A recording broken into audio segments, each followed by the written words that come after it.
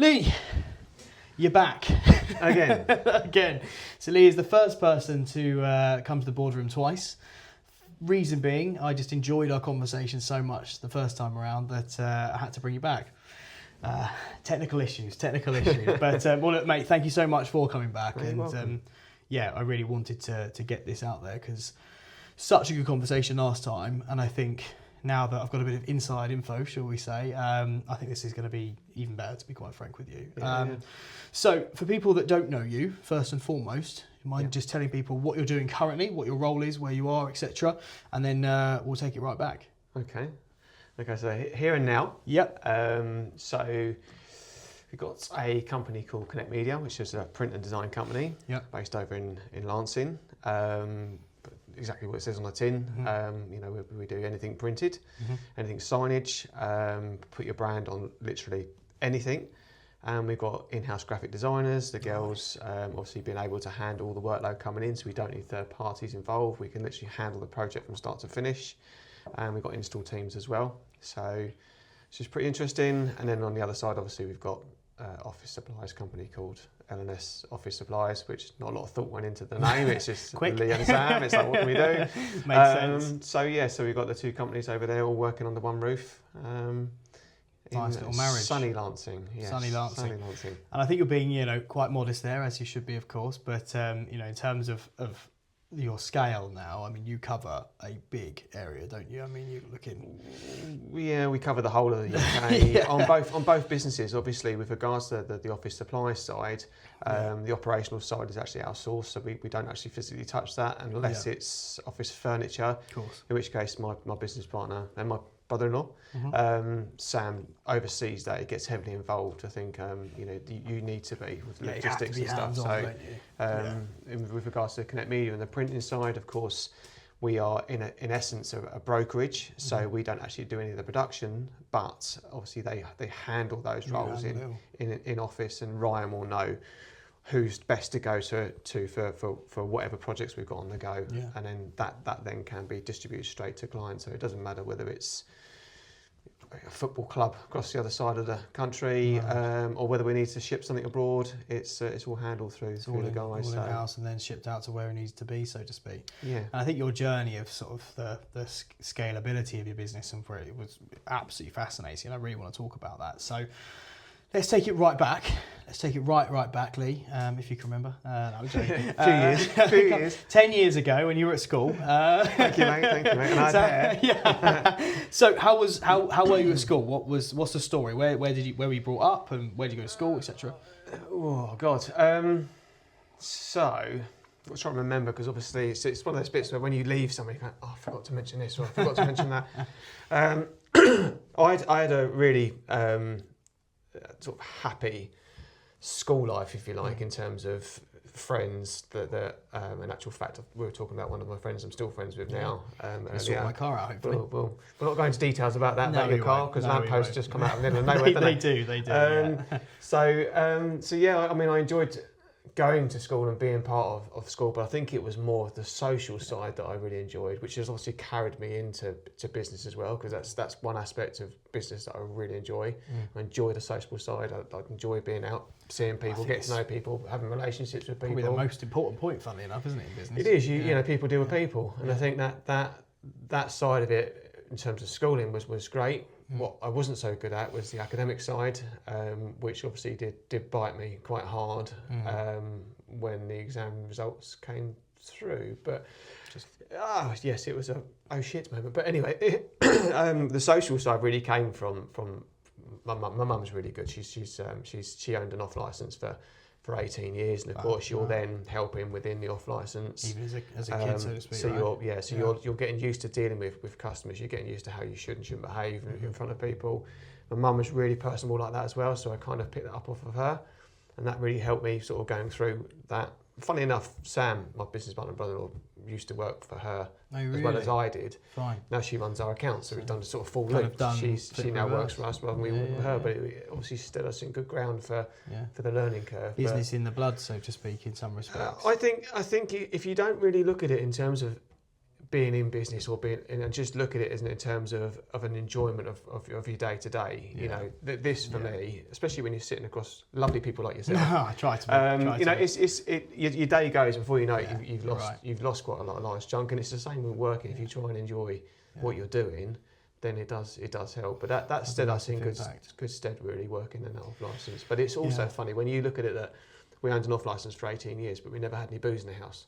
Yeah. So it's like if you see a dentist or a builder, builders generally is very, very good at what they do. But then if you look at their house, like, well, hang on a minute, what's going on here? Yeah. So it's the same with that. It's something that you deal with every day, isn't it? I suppose. And I think coming from a background where I can only relate myself sort of similarly, I suppose, with where there's business, let's all call it business. There's the working environment from a young age. I think it's massively influential as you take it forward, because like you say, when you were 10 or 11 and even if you're helping, I don't know, mop the floors or stack the shelves for mum sort of thing, it's just getting into that mindset of, like you said, how you deal with people, how you conduct yourself, and that actually whether that little bit of pocket money came at the end of the month or whatever, that okay, well you kind of get out what you put in, etc. And those values I think are probably being lost a little bit in today's modern age, and that's a totally different conversation, obviously. But I think it's something that if you can have them, and that comes usually from parents or guardians or whatever, it's a huge advantage, I think, going forward, isn't it? Yeah, huge. But it's almost like silly little things, like setting yourself little bits of challenges within the environment that you're in. So, like you're saying about stacking shelves and stuff like that, of course, generally in the case of beer, there'd be 24 cans. You've got the old, you probably won't remember, pricing guns. No, you used to, like that. And of course, then you've got 24. How quickly can you get that done? Yeah. It's the same now with like building chairs and stuff. How quickly can you put that chair together? Efficiency and all these other things. Yeah, but it's also just make that bit of fun out of it, Yeah, 100%, and it's just, I think our record is less than 60 seconds in putting a chair together, which is pretty good. It takes me about 60 seconds to get myself out of the chair. It's just, the hardest part from that perspective is the unpacking of it, because it comes with so much packing. But I think it was Sam that actually done that in less than it was just a standard operator's chair, but we'll get it all out and then put the wheels in, but it's good fun. Yeah. So I mean, it sounds like you had a very, like you say, a really positive upbringing, etc. When it came to learning business from a young age, the social side of school. Just want to pick up on one point, obviously, as you may. The oh shit moment. The oh shit moment. So the oh shit moment. So obviously, sociable at school, friends, sport. I think you mentioned as well. All these other things. So what happened with the academic side? Was it a case of not applying yourself in that, or just having? I just didn't take it seriously. Yeah. I never looked past a certain point. It was very much what am I doing this weekend? What we're doing? Where we going? The social sort of circle. Yeah, it wasn't until you got to a stage where, I didn't revise. I didn't do anything like that. So of course, then when the results are coming in, it's kind of like, well, I've just wasted 4 years really. Yeah. Thankfully, my daughter's nothing like I was. She's very much head in the book. She knows where she wants to be long term. So she's worked it back and said, right, this is what I need to do now. And it's kind of like, thank Christ she's taken that path, because you can't look at people and go, well, it doesn't matter if you haven't done very well at school because you're doing okay now. And it's like, yes, but had I done well and I had more doors open to me, I probably would have gone down a different path. But you just take the cards that are dealt with, and then you carry on. So trying to keep all the doors open is key, and then you've got a scattergun approach. But she's not. She's completely the other way. So of course, when the results came through, and you're looking at it, your dad's going, "What are you doing then?" And you think, "Well, what do you mean? What do you mean what we're doing?" Well, you're either going to work, or you've got to go back to school. And you're thinking, Christ, okay, well, what do I even want to do? I had no thought process about any of it. Snap. It's like wake up. Yeah, this proper kick up the arse time, because he was deadly serious, and it's like I hadn't even thought about it. I mean, I was doing at that particular time, I had 3 part-time jobs. I was working in the shop. I was working at CNA. You won't remember that. I was working I was working at CNA, and then I was cleaning cars on the side as well. So I do remember that. I had bits of pocket money everywhere. So of course that aspect was okay, but I never thought long term, and it was kind of like, okay, so what am I going to do? Well, it doesn't matter what you want to do. The fact is, you need certain aspects, and I needed some good results. So I had to go back to school. So you were what, here 16ish? Yeah, roughly. Yeah, 16. 16. Had to go back. Kind of lived obviously a a life of I'm never getting any older and it's all good fun, and then that moment of kind of boom. I need to be an adult now, nearly sort of thing. It was a scary. Well, it wasn't scary. It was just a reality check. It was kind of like, okay, I need to do something. So it was more right. So I obviously went back to school. I had to then slot in with the year group beneath me, which was again another massive kick up the arse because that was really degrading. But yeah, I get that. all my friends then went on to A level. So of course, that year I knuckled down. And I passed everything. It was like, right, okay, so I could have just done that the first time round, but anyway. Hindsight.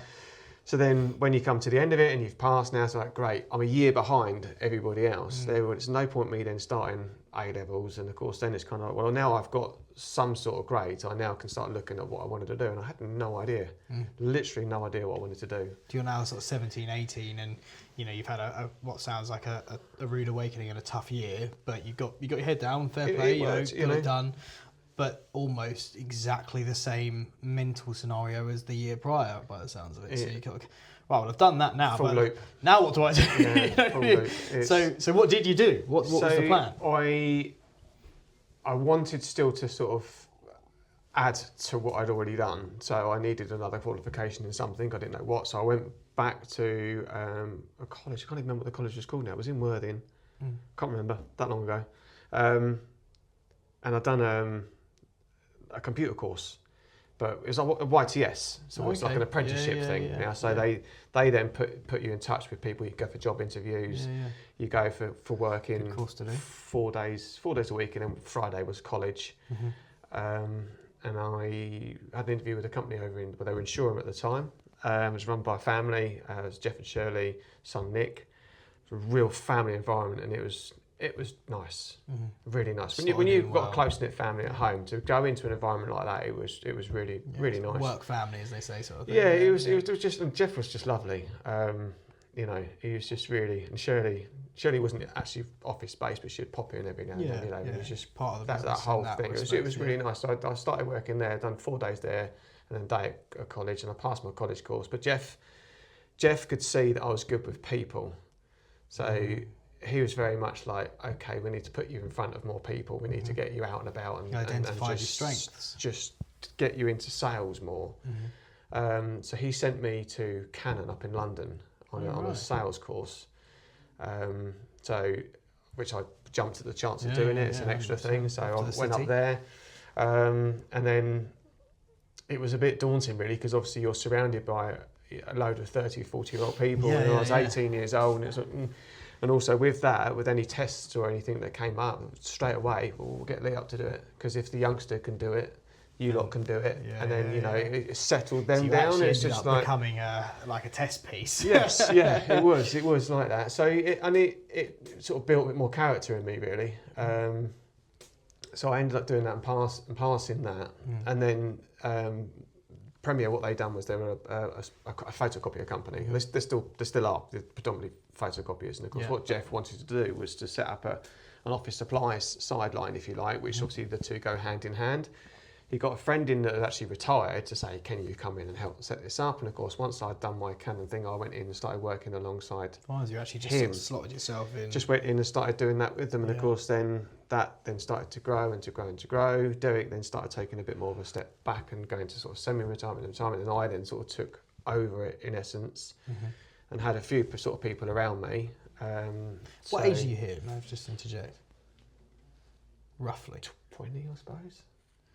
19, I mean, that 20. I've been there a couple of years, I think. Quite a ridiculous flip, isn't it? From leaving, being held back a year, leaving not really having a clue what you're doing, and essentially being behind your peers. Yeah. To then doing courses with people that are 20 years ahead of you, and then essentially running a business all within 2-3 years. Yeah, I mean, it's right in that essence. It's running the department, if you like. But it was always, Premier had a very good name, very good family-run business. So of course, when you're just adding on another thing, the conversations were quite easy to have. They obviously saw something in you, though. So just from a responsibility, you've already said that he said he identified that you were good with people. So he obviously pushed that route, and then obviously identified that actually, as time rolls on, taking a step back, and as you say, it's a department of that business. I'm sure there was a few hands that probably would have gone up, right? And it just seems like it was a natural progression. So how did you find that kind of adjusting from kind of essentially and respectfully not having a clue what you were going to do, like you said, to then kind of saying you've got 4 or 5 people around you that I'm not going to say you're in charge of, that's not how these things work, but that were, you're kind of overseeing. Was there anything, did you just kind of jump into it and learn as you go, or was there anything that kind of tweaked in your mind that went, okay, what do I do here? I just enjoyed what I was doing. Yeah. I think that you just go day to day. It's a good environment to be in, and I think that's always the case. If you've got a nice environment for people to work in and be in, then everyone works better together. I didn't really realise, to be honest with you. They were really good as well. I mean, I still am, as you are. I was quite into my cars, so of course, Jeff would. You just get a brand new car every 6 months, so that was almost like it's like a little sweetener, and it's just you could always go and say, I've run out of holiday, Jeff. Can I have a just take it? It's fine. It's just thank you very much. It's fine. But then the flip side of that is I was always at work at 7:30 in the morning. I'll be the first in. I'd make sure that everyone had a hot coffee when they all walked through the door, and then give and take, isn't it? So it does balance it all out, and it has that real family feel to it. And it was nice. It was nice. They moved from Shoreham up to Penfield. I think they're more Crawley way now. But fine. And Jeff passed. Sam and I went to his funeral. Jeff passed about 7 years ago now. I think it was. But he's almost like a like a dad, really. Bit of a fatherly figure in business. You would go to him with most things. And they're so rare in. I think even now, I think it's a more progressive business world, I suppose, in the modern era, but I still think, and certainly then, people running businesses like he did, by the sounds of it, take a bit of extra holiday and, seeing your value and give and take and all that. Yeah, balancing it out. Rare. It must have been rare. It's rare now, so it must have been even rarer then, and as you say, obviously showed you, I would say, by the sounds of it, helped you learn how to lead, by the sounds of it as well, because some people lead terribly, don't they? Yeah, I think it's more about how to create the right team, I think, and then making sure that everyone's happy in their own roles, but then in their own roles you're all coming together at the end to produce whatever that might be. Ultimately it's the customer experience, isn't it, to go from start to finish and make sure it's smooth.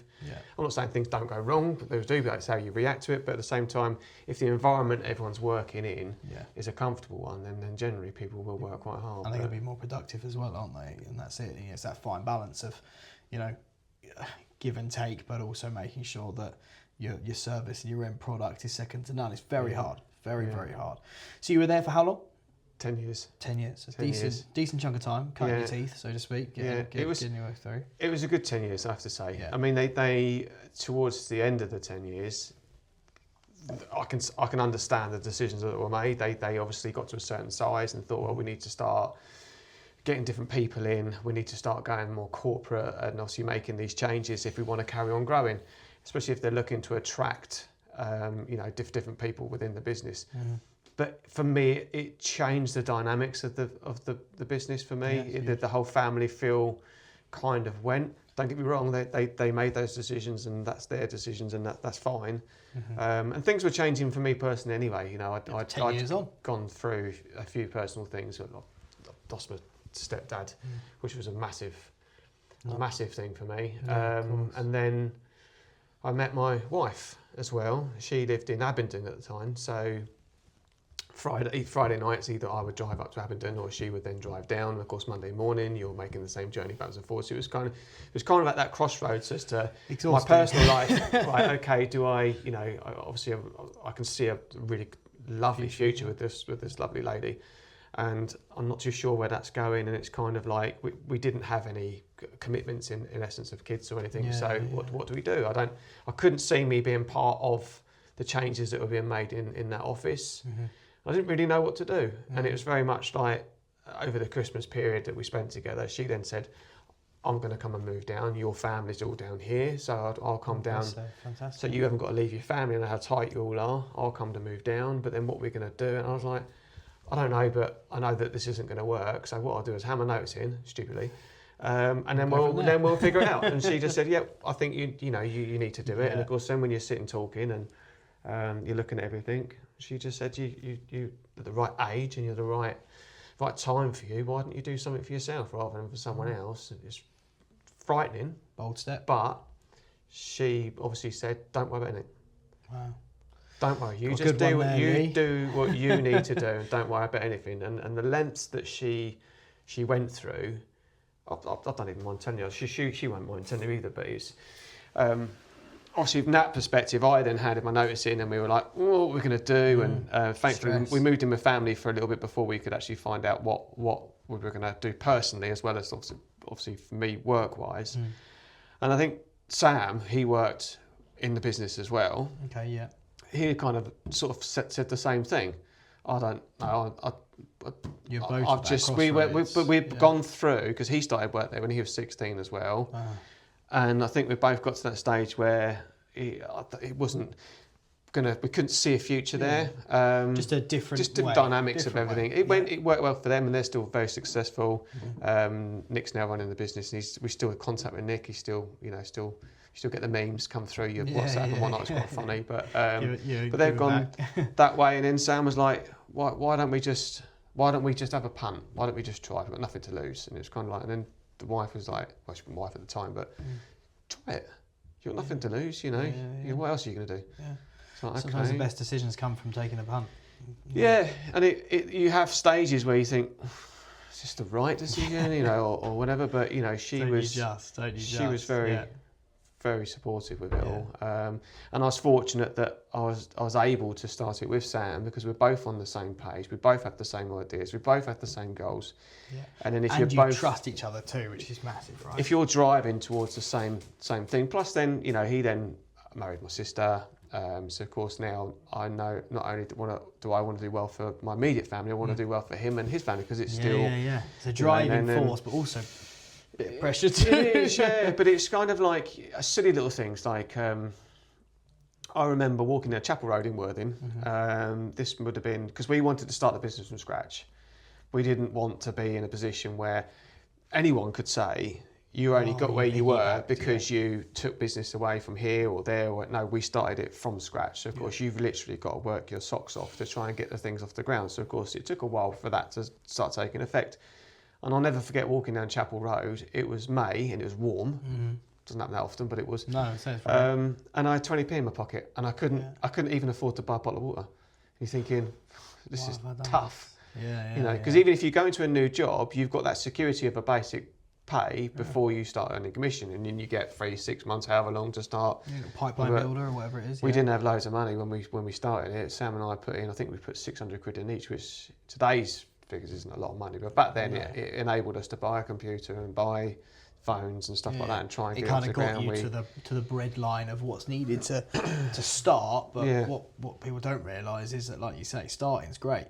It's getting the wheels turning. It's the next 6 months from there where it's sort of squeaky bum time. Beg stealing and borrowing vehicles. So my wife, I would drive my wife to work. She worked in Ashington. I'd drive her all the way out there. Then I'd go off in her car, run around in her car, and then go back up to pick her up. But you done that until we could get into a position where things change. But of course, you're working your socks off trying to make that happen. But that was kind of like 20p. I can't, Yeah, it's tough. But you'd be out on a night out, and she'd say before we even go out, she'd say, put that in your pocket, so that if we're going to the bar, I'm not going. Anyone? I haven't got any money. What a massive show of support, and obviously belief in you as well. There's probably not the best example to use in the current climate, but it's like that thing about Conor McGregor, where I think his partner, when he was fighting, everyone was he's crap, and essentially she funded, I think, quite a long time. Because and he said something about it in a speech, that she was the only person that could see that he could be successful if he dedicated his time and energy to it, etc., etc. Yeah. And it's really big. I think people don't realise how important a support system or a supportive partner can be, because entrepreneurship, which is what we both do, it's bloody lonely. Even if you've got, you've got a business partner, I've got business partners, it's lonely, and I'm sure, I won't speak for you, but don't know about, I can speak for myself, I've had countless nights of just restless and that never changes. Never changes. Never changes. No, It doesn't matter how far down the. Because all that happens is the numbers just get bigger. Yeah. So it's bigger. just everything goes alongside with it, and it's that, and people don't see that. No, they won't see that. They don't. But having someone like your now wife that just she must have been a real anchor point for you, right, when you started doing that, because it's you can do this. Correct. Yeah. And it did help, but we all have a wobble now and again, don't we? Yeah, it is. I mean, but the thing is, it's having that her behind me, but having that support network all around. It's like Sam and I both knowing that we both were doing, the same amount of work, trying to get everything up and moving. Then my mum turned around and saying, "You can have she had a little office at her house. You can have that office." So it felt like we were going to work, and neither of us then were saying, "Well, whose house do we go to?" Which bedroom do you want to go into? So we had somewhere to go. So her offering that support as well, that helped. And of course, that support just ended up growing because the harder we worked, the more the business picked up. And before you know it, we were like, "Well, it's too small now. We need to now go into your garage. Okay, we've got a double garage. You can have half.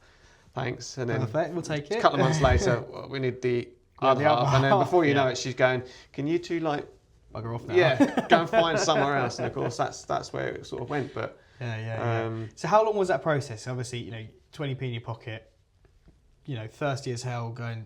I assume door to door, business to business, right? Is that what it was? So how quickly did you manage to go from that many clients, 0, to being in the double garage and then going, shit, we actually need more space? So the business started in 2006. We signed the lease for the first premises that we had in 2008. Mm-hmm. So two years. And we went to a 1,000 square feet office. It was 500 downstairs with storage and 500 upstairs in terms of office space. Yeah. And we were advised by the solicitor to put a break clause in, which I was like, no, we don't need that. It'll be fine. We're going from within 18 months. You've got the same going. It's too small downstairs. We can't. Because obviously the more you've got in terms of capabilities of saying yes to more work, the more times you say yes. And what happens is it just end up. You end up storing stuff for people. Mm-hmm. Plus, you find that the more you buy, the cheaper the rate becomes. Well, we'll buy more then, and of course then it's just within 18 months. So our 3 year that we signed, the start of year 3, we were already looking. Wow. So then we went to a 2,500 square unit round the road. But I got quite a good deal on that unit. So that unit, although we moved straight into them, we still had a year left over here. In actual fact, it didn't actually cost us too much because that's good. I found out why afterwards, because obviously the landlord owned all 5 units. And he basically wanted to sell all 5 units, but of course he's going to get better money if there's 5 tenants in it. So of course he's just said yes to everything I demanded. It's really weird. I want this, and I want this, You're thinking, I want this. I am a genius negotiator. No, he just wanted. Then of course, once you get in, of course the new landlord then comes in. Of course things then start changing and stuff. But I did put a break clause in that one. But that's it. You're learning, isn't it? We're all learning. I'm sure you're still. I certainly am still learning today. Of all the little intricacies that mine was. I got absolutely screwed on my first telephone contract. Because I was just naive. Like, great. This guy sounds fantastic. Hang on a minute. Why am I doing £900 a month on phones? And then you're in a world of pain, etc. etc. But now, when every time I get a new phone system, I'm like, G.I. Joe with looking through it all and Inspector Clouseau sort of on it, because you learn and you adapt and it makes you a better business person and a better person, I think, as well. So at what point did you start? Obviously, you're scaling. I mean, this is early doors still, isn't it? Scaling. When did you start employing? When did you start? Because it was a tough time as well, wasn't there? 2008 was quite tough. But I think it from our perspective, it opened doors up because people were quite happy to talk to you about saving money. So everyone was trying to cost cut everywhere. So we saw that as a plus, really. Make sure that the existing clients that you're dealing with, have got a good rate anyway, so they won't go anywhere else. But then you just speak to more people about, do you want to save some money? Everyone's trying to save money. Do you want to do that? And that kind of helped. Obviously, within the first year, we obviously said to Mum, we need you to come and help run the accounts. Yeah. She'd sold the off licence at this time, so she Yeah. was twiddling her thumbs a little bit. So she'd come in to run the accounts, and then as time goes on, you then need a driver, with a van, and then you need admin staff, and you need this and this and this. So it's starting to rack up. Throughout your whole business life, things take various different changes, and you sometimes find yourself doing full loops. Yeah. I'm never going to do that again.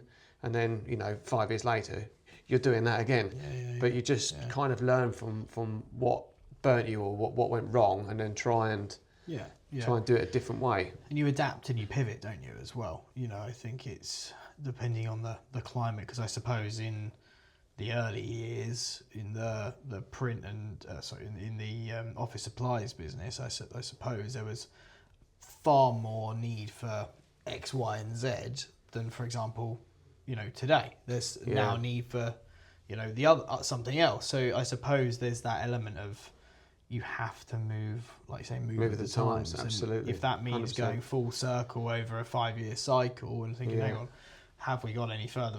But the thing is, you have, because you've adapted to whatever the economic and social perspective of the time is, if you know what I mean. Which must be quite hard in your business, to be fair. I think it's hard in mine, but actually, I think you trump me. From that perspective, like Sam and I both said, the office supplies world is a declining market. Back 20 years ago, everyone used to print an invoice out, put an invoice in an envelope, and then send it in the post. That process has now stopped, and everything goes electronically. Doesn't necessarily mean that people still don't need copies of things, or there's still going to be a demand there, but it won't be like it was before. Yeah, changed. So things have changed as far as that's concerned. But people still need certain amount of office supplies, but you do have to diversify, because things will change.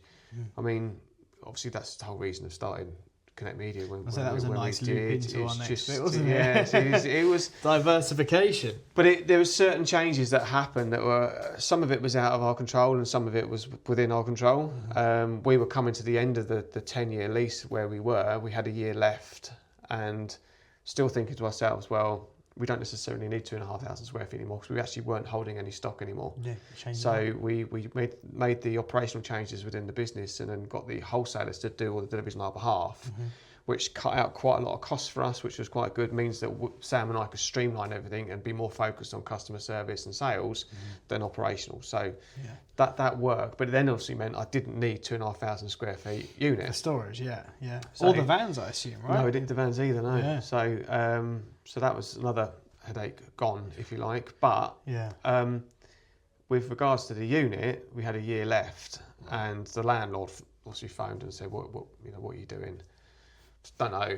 I've got a year. I'm not having you push me to make a decision. I'm not rushing anything. I want to really think about what we're doing next. I need you to let me know. I'll tell you what, I'll meet you halfway. I'll let you know in 6 months. Then the next door neighbours then came in, within an hour, and said, "I've just had a phone call from the landlord." "Oh, you just tell him to, "Oh, no, we do need to think about it," because we had Unit 3 and they had Unit 4 and Unit 5. Right, so they're real. So but they were saying, "We need to know what you're doing, because what you do will affect what we're doing." I said, "Okay." She said, "Well, if you're thinking of going, we'll take your unit on. If you're thinking of staying, then we need to find bigger premises." And I was like, "Oh, well, look, I don't want to make any rush decisions." By this time, I didn't know, but Sam's obviously in the background, like having a look around at what's available for us to look at. Makes total sense. And then she then said to us, "Well, can you please just think about it?" She's basically okay. Bugger off, we make my life. She's obviously, from their perspective, they've got their own plans and their own ideas of what they want to do, and of course, knowing what we're doing affects what they're doing. So it's kind of, I get that, and I just said, "Well, look, there's a lot of things for us to think about. We need to find somewhere else. We need to know." And of course, it was an empty unit, but we'd built offices within the unit. Of course, dilapidation. I've got take on. And she said, "It's ball like, we'll take it as it is." Oh my word! "Oh, there's the keys." Yeah, that makes and we were gone. We were like, "Wow!" I was saying, that made your choice much easier. But from their perspective, they could reuse the office space that's there, so it kind of suited them. Yeah. It's a good deal on both sides. And that was the back end of 2019. So 2020, we actually moved into our offices where we are now, Crabtree Lane, which is an ex-agent's office. Oh, okay, So nice. air conditioning and stuff. We knew the landlord as well, so it's quite nice, about 1,000 square feet. It was plenty big enough for what we needed. It was fine. A nice little meeting room at the back. So it was perfect. A lot of passing trade. So we were looking at it from the office supply side. We set up were we, Sam? Set up like a showroom. We did this. He set up a showroom. So you know, especially with chairs, if you're looking online with chairs and stuff like that, you think that looks quite nice. But by the time you get it, you've put it together and sat in, it's actually it's not actually that comfy. So he said, right, well, what we'll do, we'll set up a showroom. It's a retail shop, so we'll set up a showroom, and people can come and try chairs. At least they can sit in it and try it before they buy it. I thought that's quite a good idea. It is. So then he started making other changes as well, which anyone that knows me knows I'm not very technical with stuff. Well, we found that today with the phones and stuff. You and me both, by the sounds of it, like, at the moment, to be honest. Yeah. So he said, let's take this opportunity to make some changes, like get rid of the PCs, get rid of all that, and then get laptops, and everything just go cloud. So I was kind of like, don't know how that works, but yeah, okay, well. What is this cloud? Phone system, let's get rid of the phone system and have these VoIP things on the desk. But all these changes that he was making, we didn't know how beneficial that was in 2 months' time, because this was January 2020. Yeah, Of course, March 2020, Boris has gone handbrake. Of course, all we done was we just picked our laptops up and went home. Yeah. So had he not have done those changes, we'd have been like, oh God, what we're going to do? Is it going to be all right? Or but we've made all these different changes. But the where we thought would have been a benefit, having that retail shop, would have obviously then attracted a lot of people. Of course, we had to shut doors. So then you're not having anyone come through. So you kind of took the wind out of your sails quite quickly. It did, on that. but then pull positives out of everything. Okay, so that halted what we thought, but at the same time, we'd have been in the same position if we were still in that unit. The only difference being is that was 2,500 square feet with all the added costs that go with it. Oh yeah, it's a good whereas this was a third of the cost of that. So where we thought that would actually just go straight into the bottom line, in actual fact, that just helped the drop in the turnover. So pulling the positive out. But it obviously, like everybody else, meant that you were sitting there with lots of time on your hands. You know. So what did you do during that time? Because, you know, as I say, I don't think a single, I've done about 20 podcasts now, and I don't think a single one hasn't mentioned that period of time. C word. The C word, yeah. You know, COVID was an instrumental period for the world, obviously. But let's kind of micro it down a little bit, because I do find it really interesting, because every business was affected differently. You know, some kind of catastrophically, some that could pivot, some that were born out of it. You know, so there's like every element of the spectrum of what that period of time brought. But I suppose with yours, I mean, obviously really beneficial that you can kind of go, right, whoop, off we go. But during that time, I assume you're thinking, well, are shops ever going to open? Are businesses ever going to open? You know, we do office supplies, for God's sake. Like, what was... If there's no one in an office, no one's buying anything. It's Exactly. as simple as that. Yeah. I mean, even when people set themselves up at home, you know, they're more accountable for what they're ordering. So if people are in an office, if you think that, you know, I don't know, Fred or Doris Wells sitting there thinking, okay, little Tommy at home needs his homework printing out. Just print it off, and then they print it off on the office printer, take it home. I know that well too, far too well. But if they're doing that at home, and then of course then you've got to phone the boss and say, oh, my ink's run out at home printer. The first question is going to be is, what have you been printing? So a lot of things dried up like that. But one thing that we did do, we actually communicated between the three of us more through that period than we ever have done. You know, daily meet, what's happening this, what's happening with that, and da da da. You know, really talking this. We've still got the feed now where we were talking back then now, and the conversations seem to be the same one all the time. This should all be over in 3 months. And I think every business had that. This should be over in 3 months. Don't worry about it. In 3 months, I'll be fine. Of course, 3 months go, and before you know it, you're a year in, and then you're thinking, I'm getting bored of saying it now. You know, what do you do? But you know, it does give you a bit of time to focus on the things that you know you generally wouldn't have had time to. Or, in our instance, we knew we needed to diversify at some point. It just basically catapulted that, and you kind of like looking at, we do need to do something else. What the hell are we going to do? And of course, what's next? Operate the view became quite clear that you know which route we need to go down, and the opportunity then came up, which you know we obviously back in 2006 or 2007, we were an office supplies company. We didn't do print. I do now, but I didn't know. They knew nothing about print. So someone said, "Oh, you do a really good job for us with office supplies. Do you do business cards and stuff like that?" No. Purely because I didn't know anything about it. And the last thing I wanted to do is upset an office supplies customer because we've done a print job badly. Yeah. So it's like, no. It's like us with lettings, for so long we didn't do lettings because it was like, oh, do you do lettings as well? And you're like, yeah. Because you're scared to get bad reviews because lettings is a different business and etc. So I totally get that. It's such a similar thing, and you're just turning away tons and tons of business, but to kind of protect the baby you have, not to grow the one that you could have, if you know what I mean. Yeah. But with that though, if you had the option to start lettings or bring someone in that could deal with their lettings, all of a sudden those no's becomes a yes, and of course all you're doing is adding the sales in. Game changer. And it just then just goes off. But we had the same thing. I quite like door knocking. I still do. Yeah, me too. And I've walked through printers in Rustington, they were. Okay. And so, do you want to buy some office supplies? Yeah, I do. Do you want to buy some print? Yeah, well. Uno reverse card. So like, yeah, I do. But the thing is, because she said to me, look, do you ever get asked to do print? Yeah, I do, but I just say no. And he said, well, just say yes and bring it to me, and I'll deal with it for you. And I thought, okay, if you say so. So of course I went. How I ended up doing, and some of the first customer turned around and said, "Oh, do you do business cards?" Or, I can't even remember what she asked me. I just said yes. Yes. Yep. Took it straight to him and said, "Look, I've been asked to do something. I don't know what it is. Are you okay?" And he said, "Just leave it with me." And then a week went past, and I got a phone call saying that job's all done. And I've completely forgotten about it. So I was, what job? Well, that print job you bought me, it's all done. So you need to come pick it up and you can deliver it. There's my invoice to you, and this is what you need to invoice to them. We've profit shared on it. But I've spoken to the customer directly. It's all done, dusted. Okay. So I went and picked it up, took it. You're kind of like, here you go. Yeah. Is that okay? Yeah. I'm like, oh, this is perfect. You're like, oh, this is averages. What is it? This is just this is like, wow, okay. Yeah. So of course, then you're starting to do these add-on sales. And it was really good until a competitor of mine who'd just done office supplies had the brainwave of thinking, why don't we do print in-house? So of course it's like, okay, yes. And Sam straight away saying that we should have done that. And it's like, well, it's hindsight for you.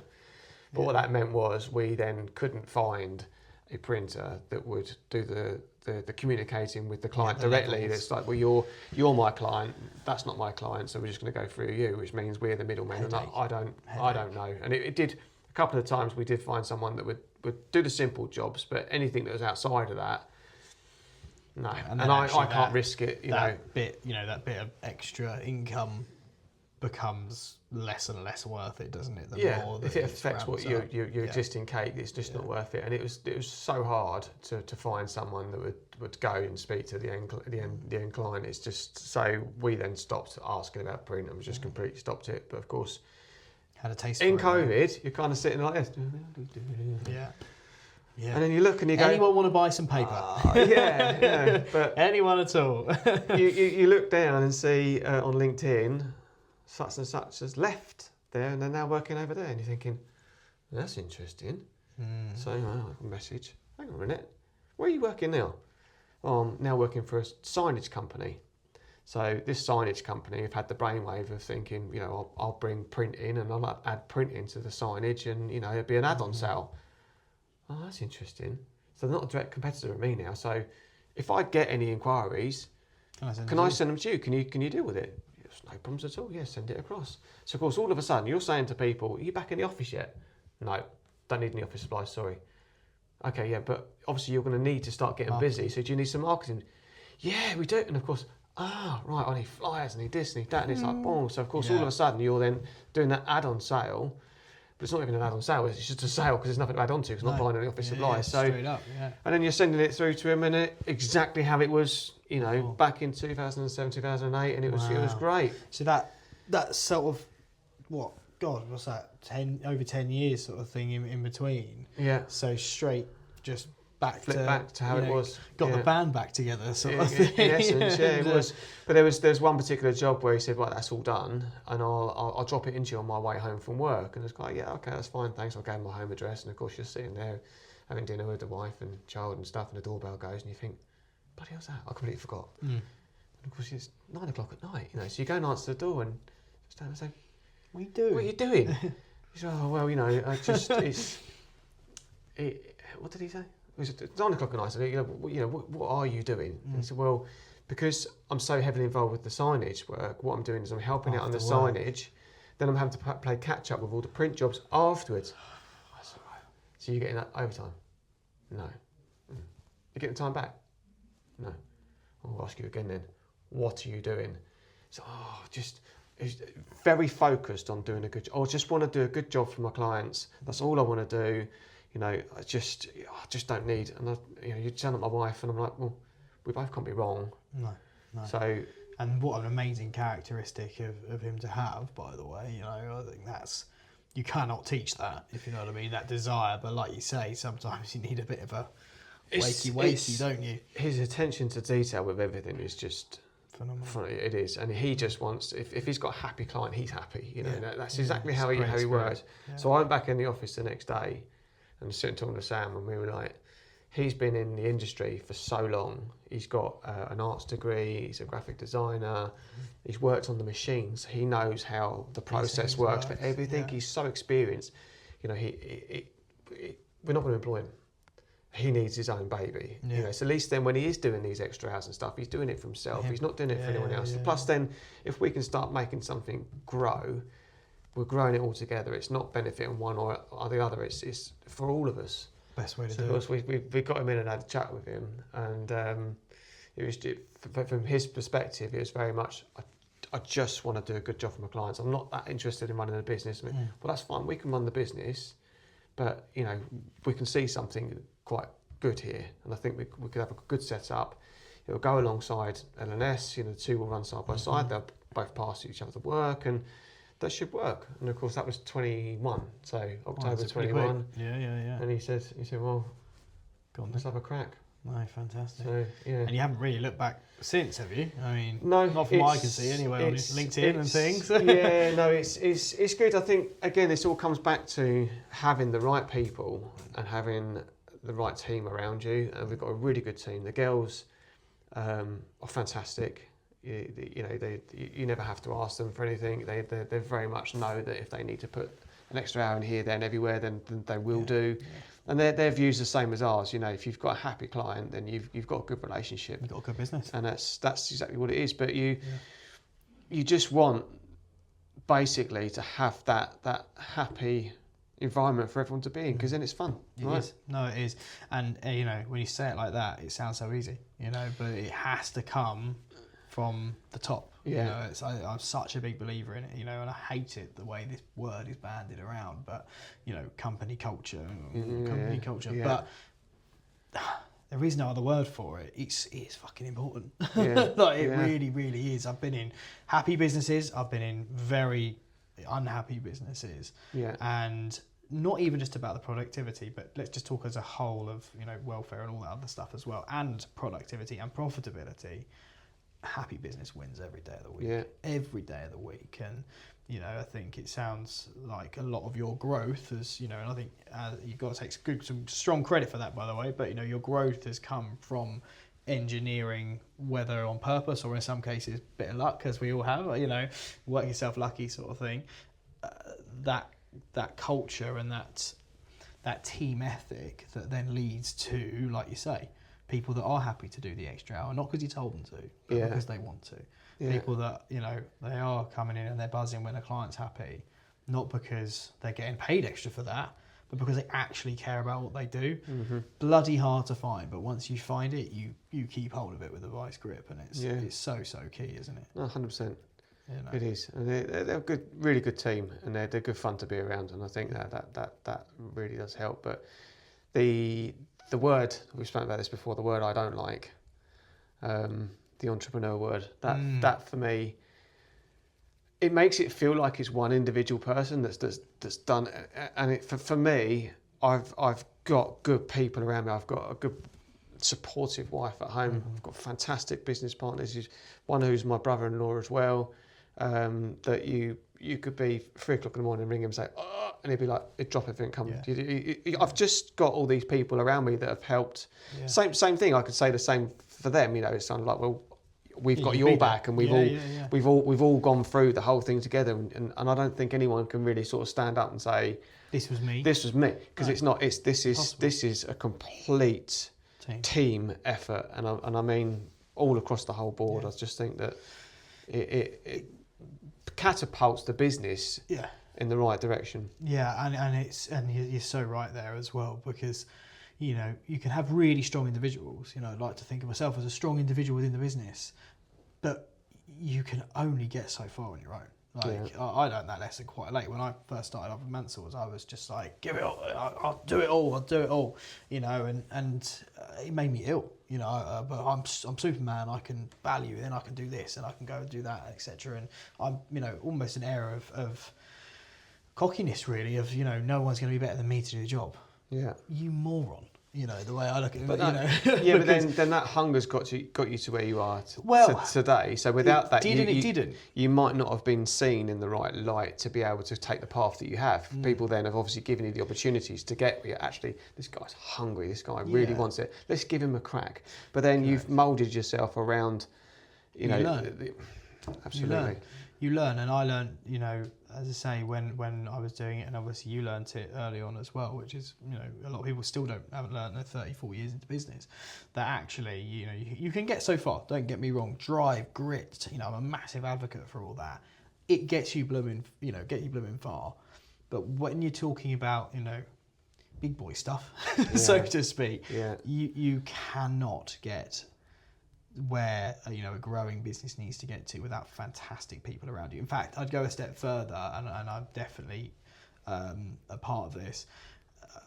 You need people better than you in certain, you know, in a lot of areas. You need to stay in your lane. And I'm talking about myself more than anything else, because obviously, if you venture off, things go wrong, and I think everyone's got their own lane to stay into, and I think everyone then all the lanes are heading in the same direction, but you stick with it. I don't cross over, no one cross over, and then things don't get missed, and everyone's got their specialities. You know, it's just you know, I'm better out of the office and being in front of people than maybe messing up in the office, and you know. But it's true, isn't it? You know, it's a jack of all trades, master of none. You know, and I think realistically, you can be the jack of some trades and still be masters of, but jack of all trades, master, you know, you will be master of none, because you have to have people that are around you that have similar qualities, but also have other qualities too. And that's where it sounds like you've seen your growth, and certainly me too. Yeah, having those other people that you can lean on, like say I can call Ross or Matt or Wendy, you know, any day of the year, my partner Victoria with the cleaning, you know, all these support systems that make life in some respects so much harder, because there's so much more responsibility for everyone, and everyone's kind of like, oh, you know, and let's be honest, no one really knows what they're doing in this world, do they? Let's be frank. But on the flip side, you know, they make the journey fun, and you've said that word a couple of times now, and it's, you know, we're a long time dead, you know, and having fun doing what you do, which is probably the biggest part of your life. Let's be honest, you know, we're working more than we're not. Massive takeaway. But with that, you still need to have the work-life balance, and I think that whether someone's, I don't know, whether golf or, you know, I'm terrible at golf, but golf or, you know, tennis or football, whatever, rugby or whatever it is, or having that outside interest where you've got the distraction away from work, and trying to balance things out is quite important as well. So important, and finding that as well sometimes, or sometimes refinding it. You know, I'm on a bit of a journey myself at the moment of sort of hammering myself for the past 6 years with business. I used to be really into my rugby and all that. You know, I've just started playing golf and tennis, and you know, and actually, my God, you feel so much better for it, because it's not just the physical benefits, but it's the mental side. Mental, 100%. Yeah, you've got a tennis ball coming towards your face. You've got to move. You're not thinking about that invoice that I need to send, or that chain that's a pain in the arse, or that print job that you know, we're maybe slightly delayed, or whatever it might be. And I think that's really, really crucial to how you develop, you know, as a business, and as a business owner, as an individual, as an entrepreneur. You know, all these different things. You know, it's so crucial, isn't it? So just to kind of wrap up, so to speak, and it's a question I've been asking people more frequently recently, because I think, and I'm putting you on the spot here, but I think it's something, I check my kind of viewership, and it's very interesting that a lot of young people watch. A lot of young people are watching, and I know how much I would have benefited from some wisdom, at that age where you kind of don't know what you're doing, like you were, and I, all these different things. So, you've been in business for what? I don't want to get it wrong, but 30 odd years? Working for 30 years, running a business for 20. 20 years. Yeah. You've been in business for 20 years and full throttle with working for 30 years. Yeah. What advice would you give to... Two things. What advice would you give to 18-year-old Lee? Yeah. And what advice would you give to 18-year-old me, sort of anyone, in today's modern world, so to speak? I couldn't give you any advice because you had your edge screwed on from the age of 12. I don't know about that. So in fact, you could have given me some advice when I was your I just think concentrate more, I think, is that, look, rather than looking around you and looking in the moment, think about the future. I think that for me, if I look back, I think I didn't have a plan. I didn't know anything, and of course I just bumbled my way through everything. And it wasn't until the kick up the arse happened that you thought, Christ, just should really have just started that. If I'd have paid attention in school, I wouldn't have lost that year. Of course. And who knows? It's kind of like, would I have carried on going down the path that I'm on? Probably not. But pulling the positives out of it. Never have met my wife. I wouldn't have a lovely family. I wouldn't have this. I wouldn't have that. So you can't look at negatives. You've got to look at the positives. But what advice would I give? Look up and look forward. Yeah, that's really good advice. That's so simple, but so effective, isn't it? Yeah, I think that you get caught up with the here and now all the time, rather than my daughter's got the perfect way of looking at it. What do I want to do there? Right, okay, so how do I get there? We'll work it back. Yeah. Then where we go, right, so I need to do this here, and then she's got this roadmap of what she needs to do. Yeah. And it's not until you get later on in life you start learning that, and it could be, you can apply that to anything really. I mean, my hobby, the art forms, everything like that. Cool. Okay, my next downgrade or whatever you want to do there. What do I need to do to achieve that? Bring it back. Yeah. You've got to do this, right, and then you'll get fine. So then you work a path out, and I think you just can apply that to life. So anything. It doesn't matter what you're talking about. Whether it's golf. How do I get that ball closer to the hole? Yeah. Well, I've got to continue practice this and this. Do it. Right club, right this, right whatever it might be. It's such a good metaphor for life, isn't it, as well? And I really like that phrase. It's not one of look up and look forward. I think that's a really nice synopsis of what. I mean, I think you've given advice for people of any age there, to be honest. I think I totally agree with that, but certainly as a young person, it's, look up, look forward, and embrace the opportunities, right? I think that's the other thing. And that's one thing I would have always said is that, you want to have that roadmap, but you want to have a little bit of, there's always that like you mentioned, doors opening, etc., and looking up, looking around almost as well. And we all never make 100%, mistake rate, but having that forward momentum, absolutely crucial. Absolutely. And the drive. Crucial. You've got to have the drive to do it. Well, they come out. Do I want that? Yes, I do. Yeah. And of course, the drive for me has happened later than it really should have done.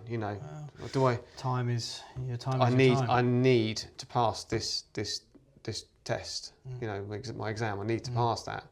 Should have thought that. 2 or 3 years earlier, and then I wouldn't have had to. But again, I can't. The difference is, you could have not thought that at all. Imagine, some people they just don't wake up to it all. So, actually, and also it's good to be, you're a kid. At the end of the day, it's good to be a kid. Yeah, I did have. That's the thing. You just ran it on a little bit longer than some. The social side of it, and I've still got very close friends now from school. And probably done business with them as well. Yeah, I've got one friend. He lives in Santa Barbara. Nice. He was over very nice. This weekend. I've met him on Sunday for something to eat. Yeah. I've got still. There's probably 6 or 7 of us that are still close. Yeah. From school. Yeah. So that's all part of the social circle, isn't it? Which is just as important as a business. It really is. There's so many things. So, final question: what's next for you as an individual? and nothing that you don't have to reveal any secrets. But where do you see the businesses? Because you're multiple businesses now. Where do you see them going in the next 5 years? See, I've got to try and give my own advice back to me, like look up, look forward. Yeah. See how I've done this? I'm getting good at this, aren't I? To be honest, I'm just so pleased with where we are now. We won that award last year for Small Business Award, which is great. But again, that's just a reflection. We can tell the team all the time, you're doing such a good job, well done.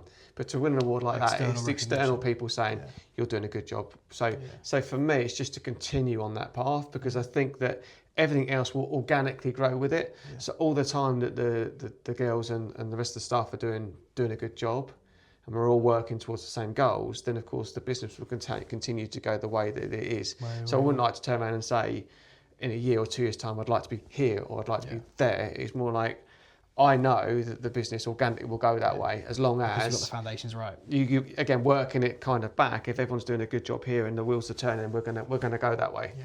So it's just keeping. Sometimes there's peace in contentment and knowing that the direction you will go in will, like you say, naturally progress, as long as you look after the house. If you know what I mean. It's such a key thing, like you said, of looking up, looking forward, but also making sure you're happy with where you are right now. Absolutely. It's massive. Got to keep yourself happy. Got to keep yourself happy, because and the wife. Yeah, and the wife. Most definitely the wife. I know that. Well, look, Lee, I think I've enjoyed this chat even more than I enjoyed the first one. Thank you for having me. It's been an absolute pleasure. Thank you for coming. I think that at some point we need to do roles reverse. I think that you need to be sitting here and I'll sit there, and I want to hear about your journey. Yeah, well, anytime. One of the things is sitting opposite you and talking to you, in my head, you've got 20, 30 years experience in business already, and you're so young. So I'd like to know your story. Well, we can get that booked in.